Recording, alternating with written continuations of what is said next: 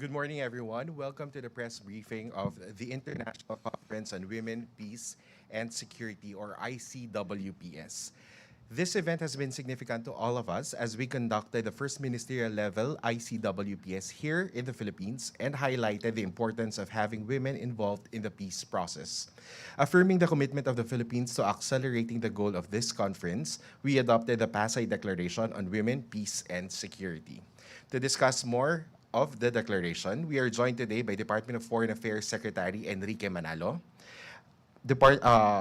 Presidential Advisor on Peace and Reconciliation and Unity Secretary Carlito Galvez Jr., Philippine Commission on Women Chairperson Ermelita Valdeavilla, and Executive Director of ASEAN Institute for Peace and Reconciliation, Ambassador Gusti Agung Wesaka Puja. Later on, DBM Secretary Amena Pangandaman and PCID President Amina Rasul Bernardo will join us.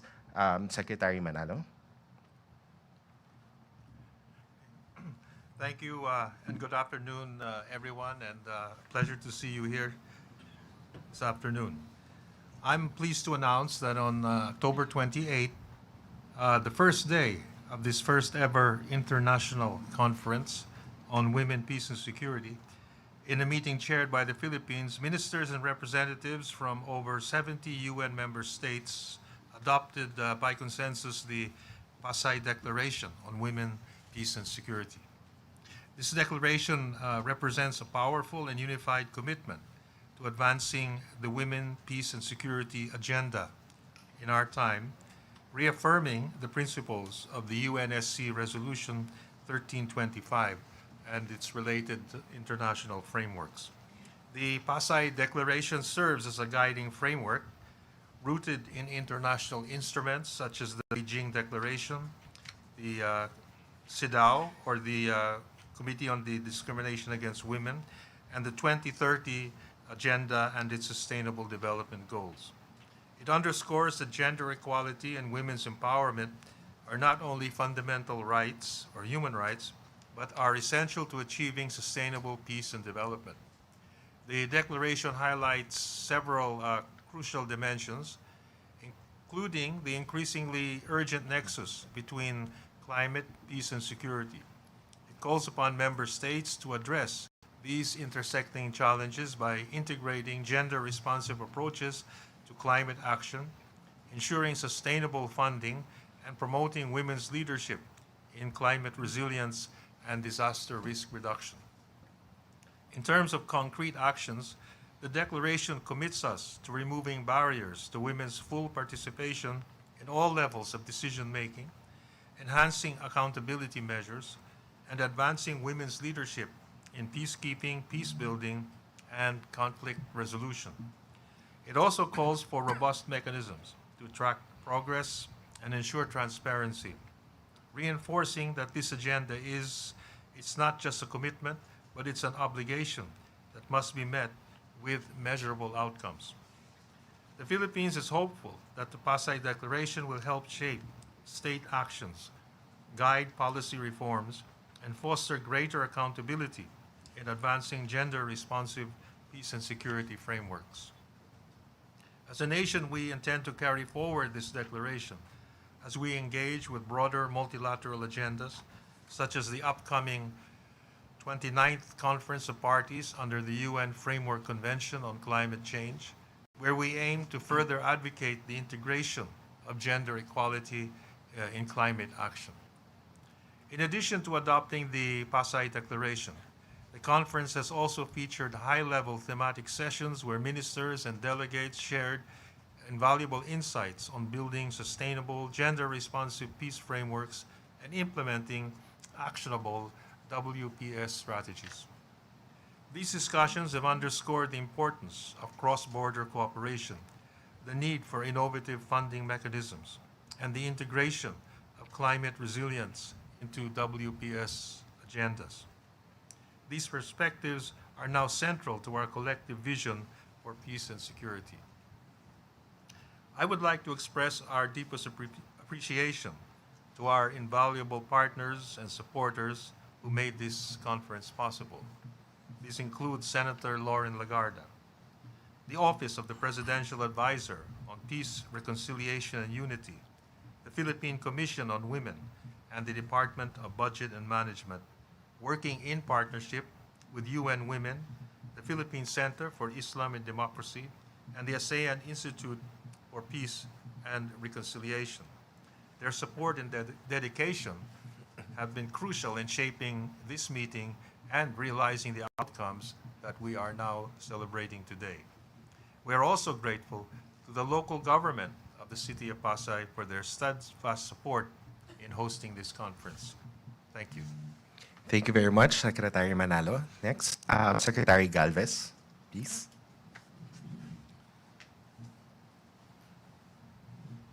To the members of media, fellow public servants, distinguished guests, ladies and gentlemen, isang maganda at mapayapang araw po sa ating lahat.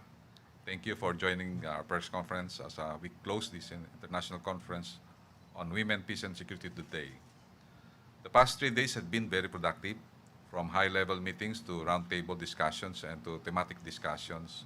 All of these gatherings gave us an opportunity to share our insights, recommendations, and best practices on how to best advance the women, peace, and security agenda. Among our major highlights of this conference is the signing of the Memorandum of Understanding on the Center of Excellence on Women, Peace, and Security between OPAPRU and the U.S. State Department Office of Women Global Issues. The MOU will pave the way for the establishment of a Center of Excellence on Women, Peace, and Security in the Philippines. And it is noteworthy that our country is just the 4th nation in the world that will have this kind of center with the support of the U.S. Department and Georgetown University.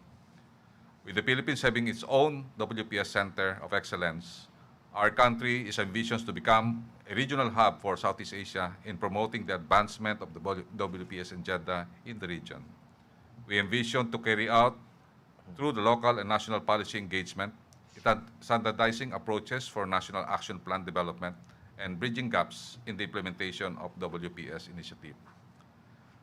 The hosting of the ICWPS is indeed a major milestone for our country. I would therefore like to reiterate our deepest gratitude to President Marcos Jr. for granting the special presidential authority to negotiate with the United States government to establish the Center of Excellence.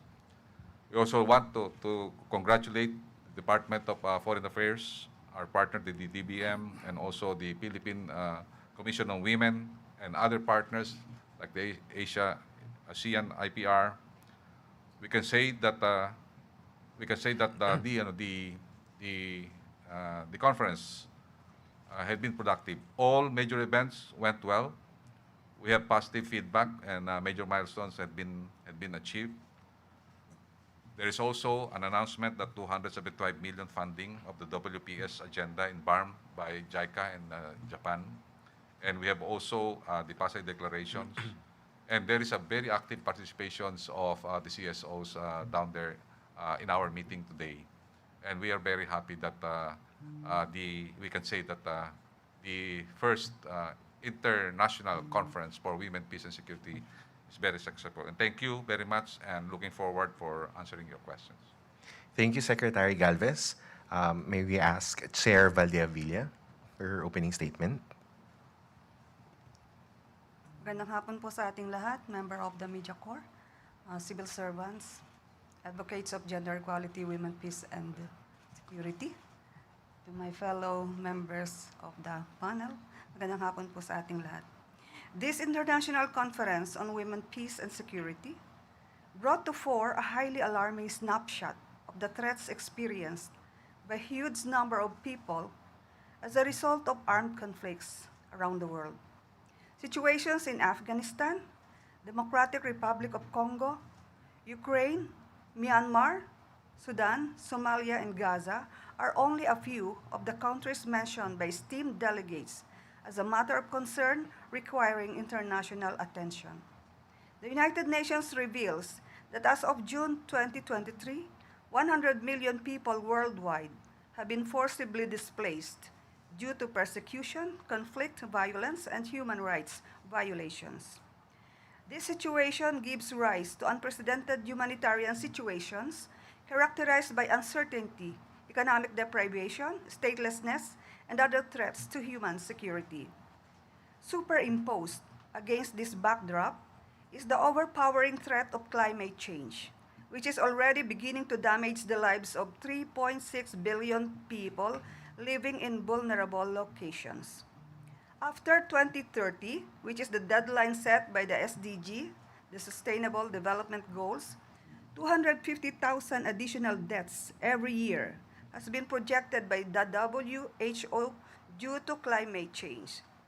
This situation has exacerbated pressures on women's already depleted time and energy, exacting from them enormous physical and emotional toll that affect their overall well-being and health, rob them of opportunities, and push them farther to the edge of disadvantage. Never before has the world been severely imperiled by such a multi-layered, interlocking threats to humanity. Armed conflicts could be stopped by mediation and negotiation, but climate change will never sit down and welcome a negotiation. It will continue to target the weak and vulnerable, and the strong will disproportionately have to bear the task of reconstruction if we do not work now on even small solutions. So let us continue to move forward, but let us be better. Let us slow down climate change, but let us accelerate the cessation of armed hostilities.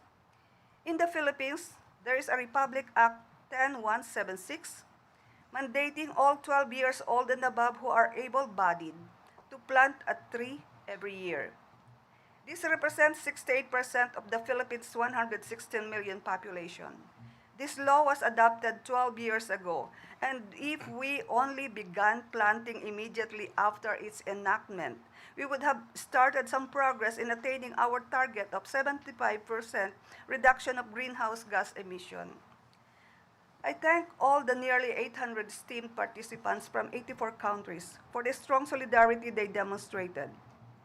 I appeal to them, I call upon them to build upon that solidarity beyond the end of this conference, because actions should follow our commitments and words. As the Philippines heads the board of the Loss and Damage Fund, I also appeal to them to continue our conversation and the regional and global reviews of the 30th year. Hello. Good morning. As the Philippines heads the board of the Loss and Damage Fund, I continue to appeal to them to continue our conversation in the regional and global reviews of the 30th year of implementation of the Beijing Declaration and Platform for Action, and to put together our ideas on advancing the agenda of gender, peace, and climate at the core of its implementation. Everything in the 17 Sustainable Development Goals is central to the gender, peace, security, and climate agenda. And most of them are not likely to be achieved in the next 6 years, which is the deadline set by the SDG. As I said, we need to match our commitments with transformative actions that deliver results, impacts around the SDG goals. Let's continue to work on it. Thank you very much. Thank you, Chair. May we ask Secretary Pangandaman for her opening statement? Last na ba yun? I see. Si Sir Pa. Okay. To my colleagues in the cabinet, in the executive, development partners, distinguished guests, friends, and media, ladies and gentlemen, magandang umaga po. Assalamualaikum warahmatullahi wabarakatuh. We are about to conclude this historic conference today, and for the past 3 days, we heard the voices from our community of nations and international and civil society organizations, what the Women, Peace, and Security agenda means to them, and reaffirm their commitments moving forward. We have witnessed critical discussions on the role of women in peace processes, the WPS National Action Plan, the importance of financing and legislation, partnership building, and addressing concerns on climate, peace, security, and digitalization. Throughout our discussions, one of the most salient best practices highlighted was the importance of inclusive participation. We have seen firsthand the transformative impact of integrating women's voices at all levels of decision-making. The success stories shared by various delegations demonstrate that when women are involved, peace agreements are more sustainable, leading to stronger and more resilient societies. If I may share, at our thematic session yesterday, on investing in impact, financing strategies for women, peace, and security initiatives. One of our speakers, Maria Jose Gomez Gonzalez, director of HIAS from Ukraine, a civil society organization that helps deliver emergency response services in Ukraine, highlighted the importance of taking women's stories and testimonies around the world to donors' countries. She highlighted that women should have a safe space to share their own narratives, fostering greater understanding and support for WPS initiatives. Ensuring that women can safely speak about their experiences is essential for effective WPS initiatives. It allows the authentic voices to guide strategies, promotes healing and empowerment, and informs actions that address gender-based challenges. When women feel secure in sharing their stories, it strengthens advocacy efforts and fosters solidarity across diverse communities and leads to a more inclusive and impactful solution. I hope that this conference has indeed become a safe space for every woman across the globe to share their stories that inspires action, shape initiatives, and drive programs to address the complex realities women face in conflict zones and beyond. Let these stories not just be heard, but the catalyst for a tangible change, so that every narrative is a stepping stone toward peace and security for all. On our end, the Department of Budget and Management remain committed to gender mainstreaming and will continue to integrate gender-responsive measures in our climate action programs, as well as intensify our peace-building initiatives, especially in the Bangsamoro region in Muslim Mindanao. I extend my heartfelt gratitude to all our global partners, participants, speakers, and organizers who have contributed to the success of this conference. Rest assured that we will carry forward the momentum generated here. And may this conference likewise impress on us an important lesson, that in every decision or policy making, women should always have a seat at the table para sa patuloy na pagkamit ng kapayapaan at seguridad para sa lahat ng kababaihan. Maraming salamat po. Thank you very much, Secretary Pangandaman. And now may we ask Ambassador Puza. Maraming salamat po. Good morning to everybody. It is my distinct privilege to join Secretary Manalo, Secretary Galvez, and Secretary Pangandaman in this very important forum of the press briefing. Certainly, we would like also to take this opportunity to thank the Department of Foreign Affairs, the OPAPRU, and also the Philippine Center for Islam and Democracy for joining us in these collaborations. And we are so proud in supporting the International Conference on WPS. And would like also to take this opportunity to congratulate the conference for adopting the Pasay declarations. Distinguished colleagues, friends,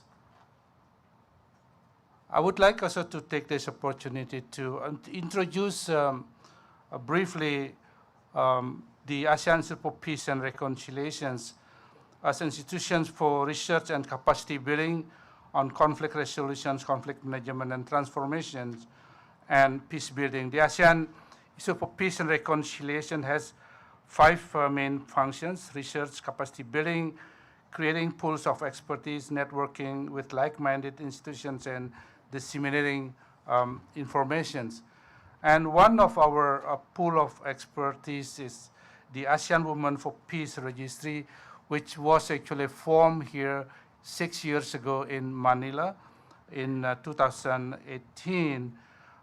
This is the pool of experts for women working on peace, conflict resolutions, conflict education, security, and gender mainstreaming. The ASEAN Women Peace Registry also involved in this international conference in 2 important events throughout the 3 days conference: the WPS Knowledge Exchange with the Australians, civil societies organization coalitions on WPS and the special forum on bridging regions for WPS. Let me just share a little bit on what we had during the knowledge exchange. The knowledge exchange involving 12 ASEAN Women Peace Registries members, including the members from the Philippines, indeed, and Australian coalitions members, was made possible by the support from the ASEAN-Australia Political Security Partnership and the Asia Foundations.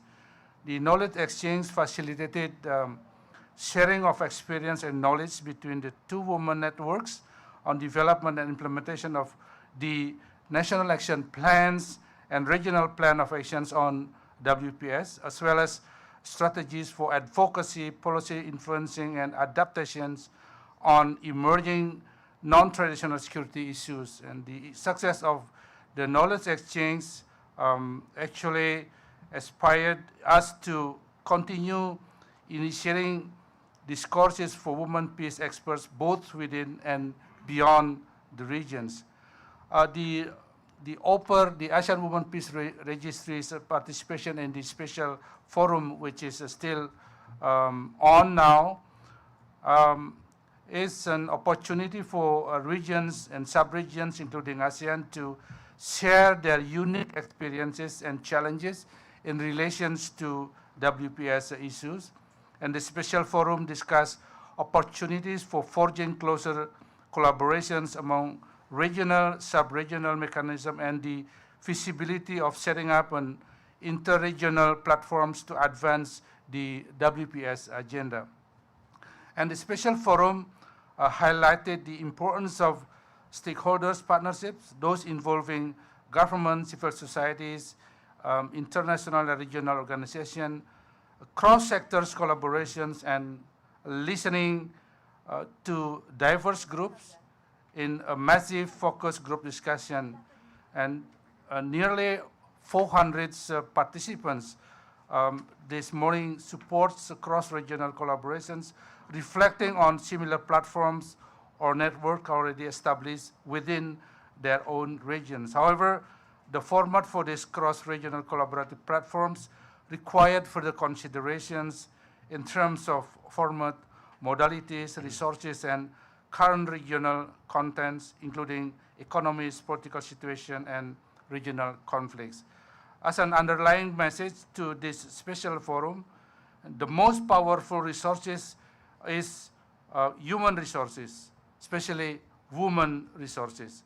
But we must not forge that no one left behind, including male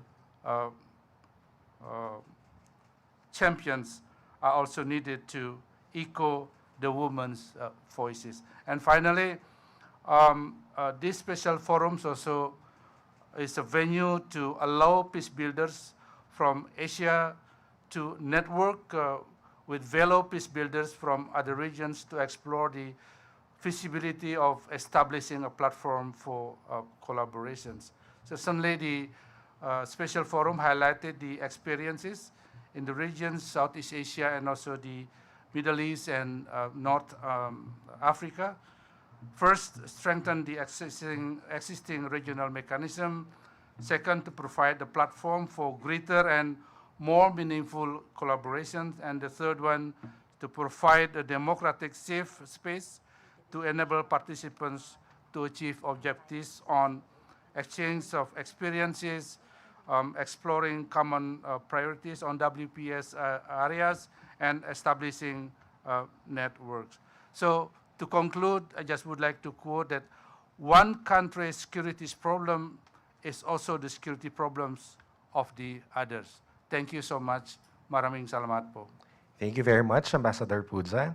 Before we open the floor to questions, maybe lay down some ground rules. Kindly state your name and the agency you're representing, and to whom your question is directed. We're now opening the floor for questions. Kathy Valente.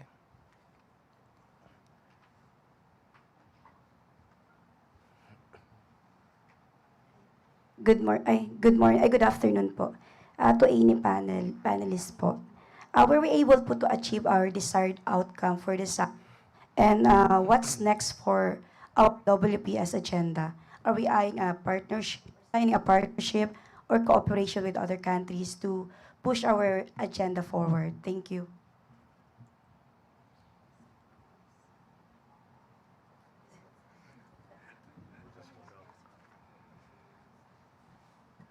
Sa atin po, nakita po natin talaga yung milestones natin. We were able to achieve our major milestones. Number one, there are more than 70 UN nation countries. In fact, as we have counted, more than 80. And the participation of many agencies, international and also CSOs, is very remarkable. We expect na yung ngayon na mga attend, medyo konti na because it's the third day, but there are some rooms that are even over-attended. And we have seen the dynamism of the discussions, basically from first day to second day. If you have seen the thematic discussions, it's very inspiring and very, very thought-provoking. And nakikita natin dito ang pinaka-major milestones natin. One is yung Pasay Declarations was achieved. Second, yung ating establishment of a center, which is basically ito magiging maraming overarching action points in the future.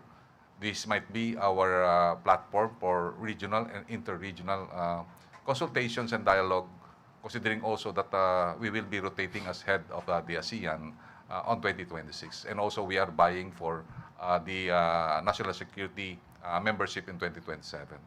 So I believe marami po ang naging output natin, and one good output also is the collaborations of many agencies, including international organizations. And JICA po, together with the UN organizations, they already had signed announced the 275 million funding for the WPS agenda in BARM. This is over and above na binigay ng JICA, COICA, and also with USAID na 1.6 billion for health and also for birth support doon sa BARM na 1.6 billion. So I would like to this point, I would like to thank our technical working group, our NOC, the National Operation Committee, and also our stakeholders. Yung lahat po na nagtrabaho po dito, we would like to congratulate you for your hard work and also for your day and night supervisions of the needed planning of this conference. Salamat po. Thank you. Chair Valdevilla, I think, would like to add. Sorry, ikaw din po. Thanks so much. Insofar as the gender equality and women's empowerment is concerned, we already have a regional and global platform, and I intend to take this to the regional review, 30th year review of the implementation of the Beijing Declaration and Platform for Action. That's going to happen on November 18 to 20. So immediately after this, I ask for a seat in the roundtables on women, peace and security and climate change. These are two roundtables.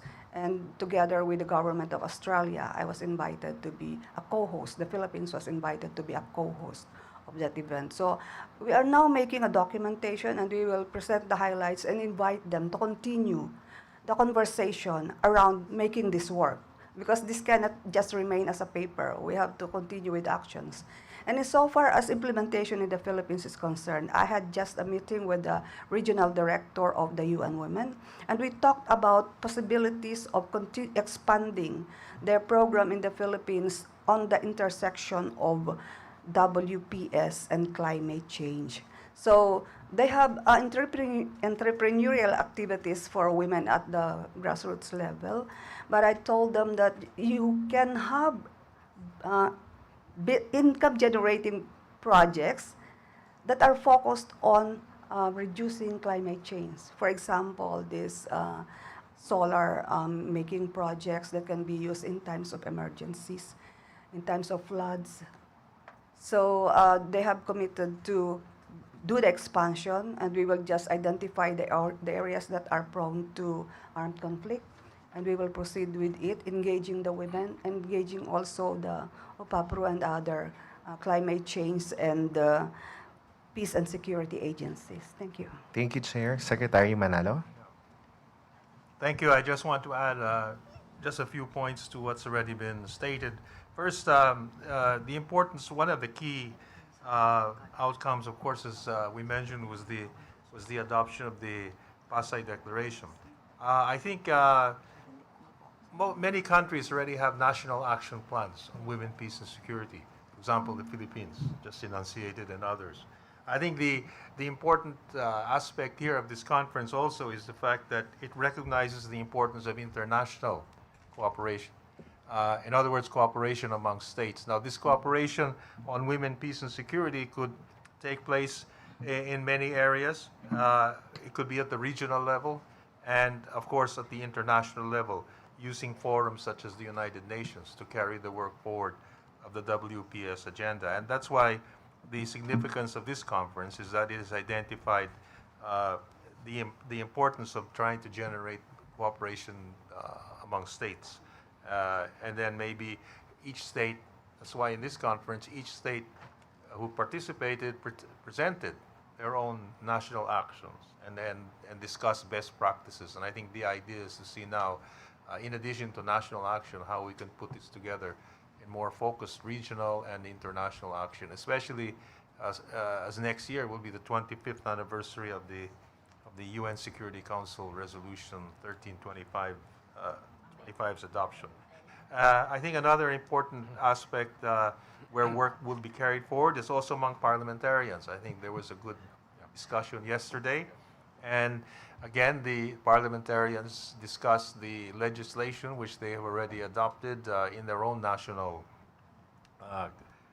assemblies or parliaments. But I think what was also important is that the need for parliamentary cooperation too is there among parliaments, and also with the other branches of government. So I think that's what this declaration has really done, is provide a framework on how we can carry the work forward amongst these various sectors. So and also at the international level. And of course, one more point has been stressed here is the link between climate change and security and women, peace, and security. So I think, at least from the Philippine perspective, that's another angle which we will pursue in various fora. Thank you.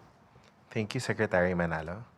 Yeah, Secretary just Pangandaman. briefly, maybe one takeaway that I got from all of this in the past 2 days is that I heard that there's a lot of participation globally, not just this part of the region. We're just happy that at least the Philippines can take the lead, can take the lead in the conversation, dialogue, and cooperation when it comes to WPS, when it comes to the cause of WPS. So we're happy with that. And moving forward, we are committed to continue this leadership role that we started. Thank you. Thank you, Secretary. Ambassador Puja, would you like to add? Thank you.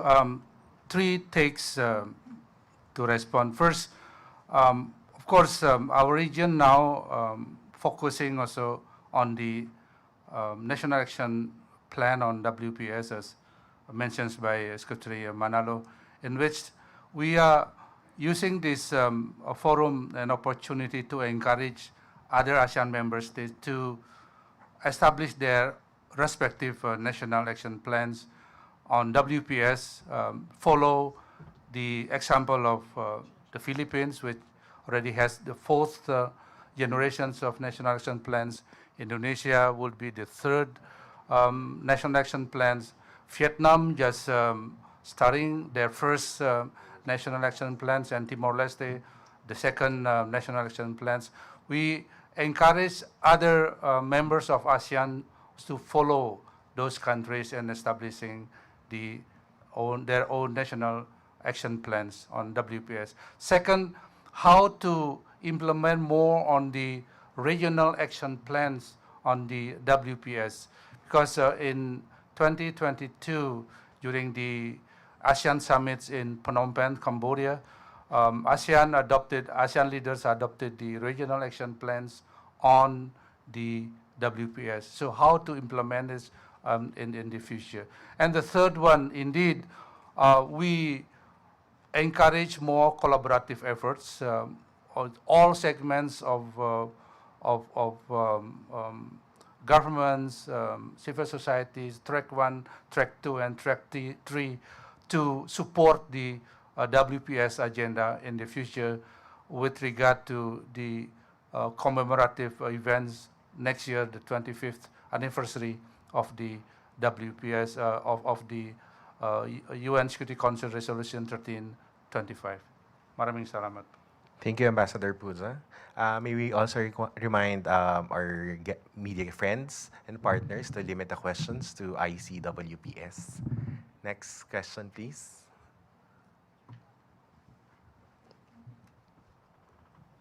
Hello. Good afternoon, everyone. Zen Hernandez, ABS-CBN. First of all, maybe congratulations for such a successful conference. But I'd like to know more details about maybe Secretary Galvez can talk more about the JICA funding for BARM, if there are specific projects that we're hoping to use it on. And then also, I think Secretary Pangandaman already touched on this a little, but I'm hoping to hear from the others more, like maybe Secretary Manalo, on the importance of the Philippines hosting of this conference in terms of the country's position globally and maybe also the region's position globally, ASEAN specifically.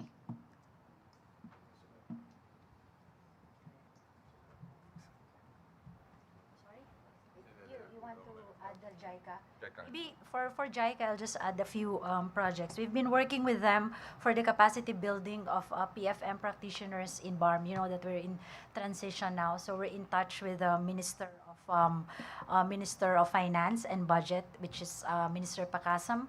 And for the past 2 years, we have been capacitating our PFM practitioners, and we'll continue it up to next year. You know, we have capacitated more than, I think, 600 staff and personnel from BARM, and I'm happy to note that 53% of them are women. So they will continue the help that they've given to us for the past 2 years. And then second, there's this 2 weeks ago, they just signed a memorandum of agreement together with this is also with JICA and UN and COICA. This is for the maternal health. It's more than a billion of 1.6 billion pesos. This is just for BARM women and children. And maybe in the national government, I can just say, if I can just add that our 4Ps program, which is being implemented nationally, we will be adding a new, we will add a new component to this next year. This is a budget of almost, I think, 800 million pesos for the first 1,000 days. This is for the mothers and children. Yan po. I will explore more on the JICA projects in the BARM because normally we have a regular meeting with JICA. If you have heard the research of World Bank that we are in a crisis on education and also on health. That based on their findings, that when a child grow old at 18, they will only have the 51% potential. 51% potential that they want. So meaning mababa yung natin. So with that, our donors, especially ang USAID, yung Korean agency, aid agency, and also yung JICA, they go together. They pulled in a very sizable fund, 1.6 billion. To have yung maternal health kasi ang findings nga ng World Bank is that very critical yung first 3 years ng bata. So with that they invest on the maternal care. And also they also invest the 275 for the purpose of also kasama doon yung maternal health in order to reduce yung tinatawag nating mortality ng birth. And secondly yung birth registration. Because alam naman natin sa BARM, karamihan po sa BARM wala pong birth certificate. So parang nawawalan sila ng social protection sa packages. So without identities, they are not entitled. They will not be entitled sa parang mahihirapan sila ng entitlement sa mga social protection like PhilHealth, universal healthcare. So JICA and the other donor partners come together to have this kind of activity and also projects na para maging maganda yung buhay ng ano. Meron pang project ang JICA which is a very good example na they provided 189 million pesos to fund the production of food for 10,000 farmers. And then ang magluluto nun is yung mga women. They also have that. And they will feed 15,000 children para sa food program na tinatawag natin food program natin sa mga eskwelahan. So that is a complete cycle. That's how very purposive and very tinatawag natin na very high level at saka magandang high impact projects na ginagawa ng ating mga donor partners like JICA, Australia, and also UNDP, and also yung COICA. Singapore has also, South Korea is also investing so much, including infrastructure. EU is also funding also, you know, that there will be the first election ng BARM next year, and they provided a sum of money for the election related capacity building and awareness. Yes, UK also. Yes, UK and also Canada, they are also pitching in. In fact, merong foreign countries na we will join us in our trip to Tawi-Tawi. So makikita po natin na this conference will really give some venue for our development partners, including domestic and international, to really put in some peace investments, we call it peace investments, especially for women and also for the vulnerable. Thank you, Secretaries. Secretary Manalo, sorry. What was the... The significance of our hosting of this conference for our position globally. I think we mentioned earlier that this is actually the first ever international conference on the issue of women, peace, security, and of course on the women, peace, and security agenda, as adopted in Security Council Resolution 1325.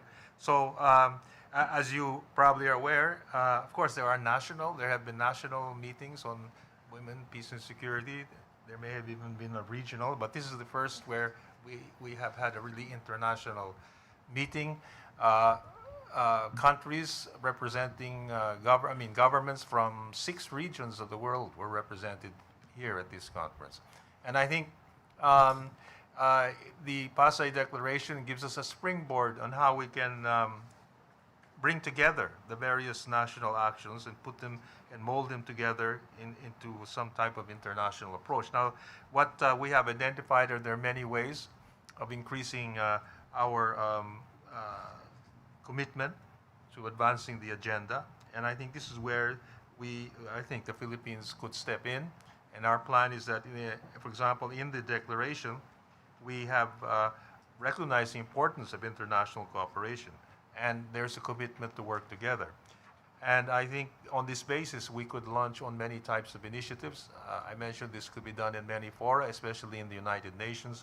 And there wouldn't be a much better time than next year, which is the 25th anniversary of the resolution.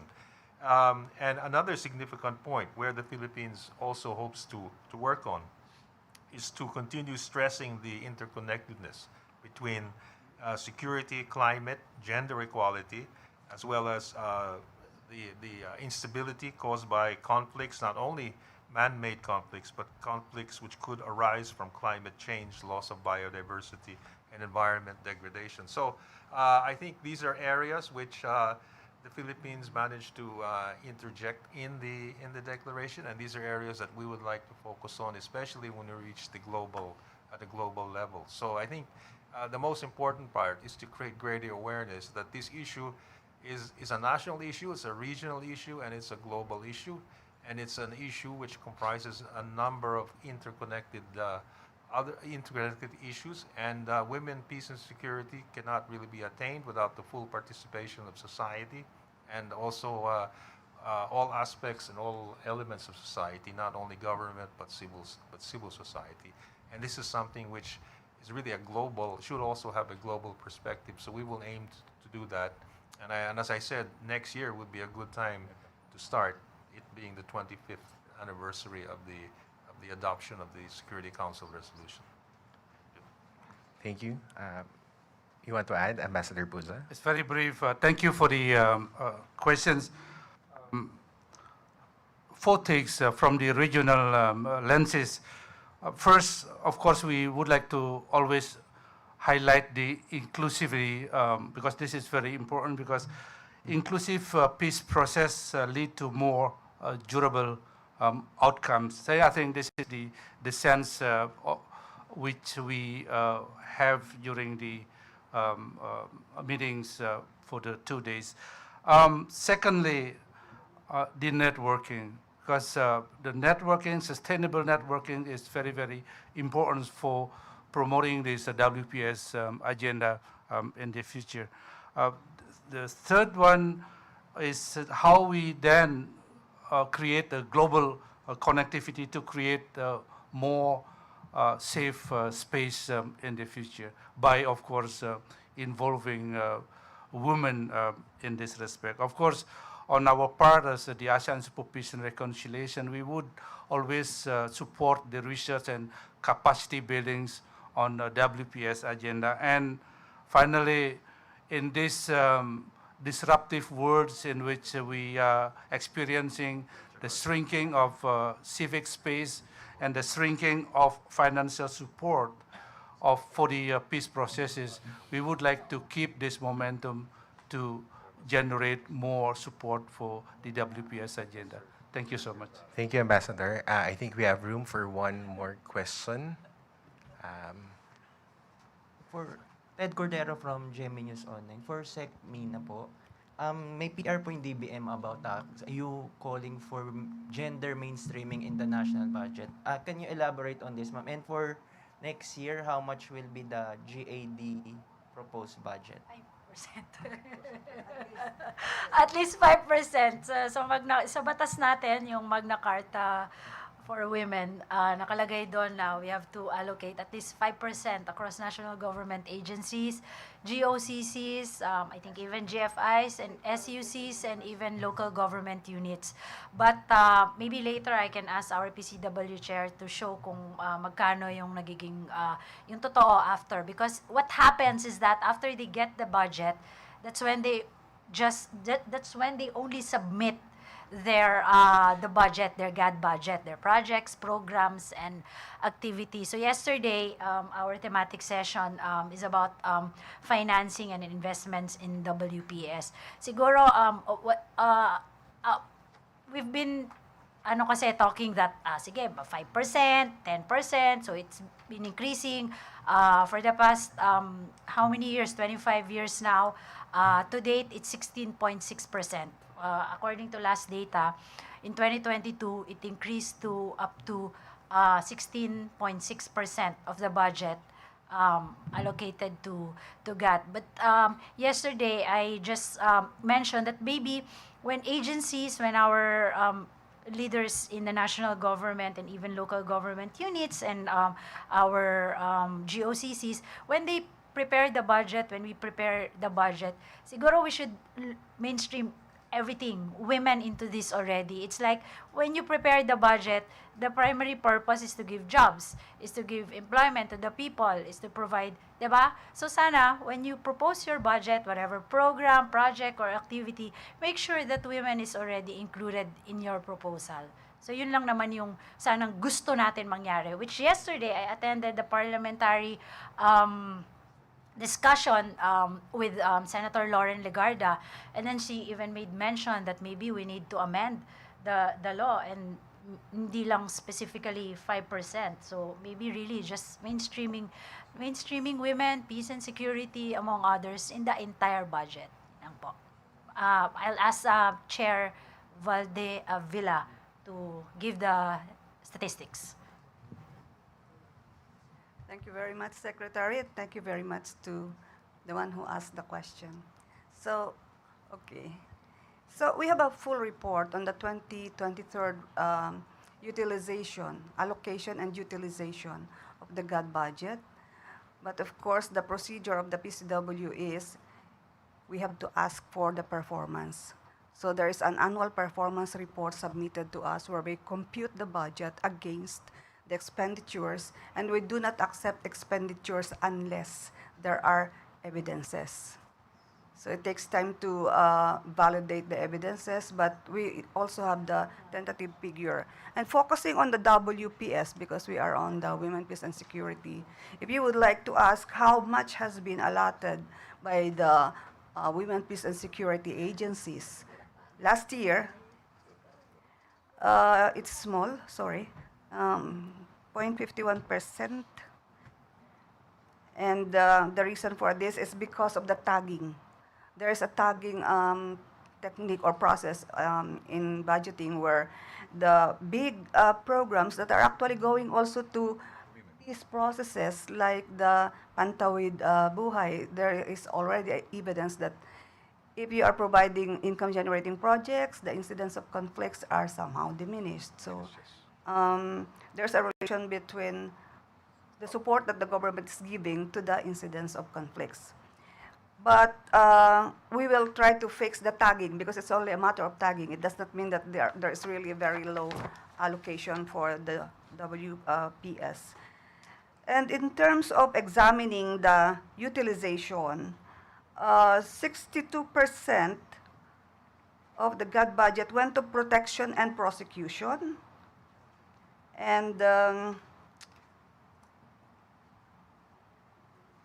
empowerment and participation is low, only 3%, which means that we have to really examine where the money is going to, because if we are talking about leadership and participation, then we should be investing on women's capacity building. So this is a continuing process.